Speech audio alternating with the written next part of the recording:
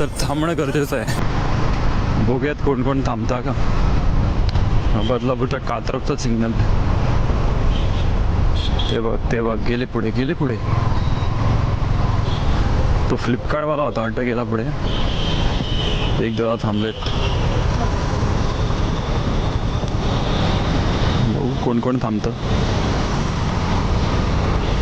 हा गेला पुढे, हा पण गेला पुढे. नाही पाळत लोक, काय करणार. हे बघ हा फ्लिपकार्ट मिनिट्स. माणूस थांबू शकत नाही. हे थांबलेत. बरं सरकार आपण थांबला बाबा.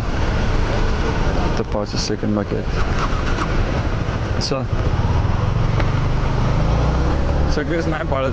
लोकांना घाई तरी कसली असते काय माहिती. कुठलाच रूल फॉलो नसतो करायचा. आणि ही तर बदलापूरची गोष्ट आहे.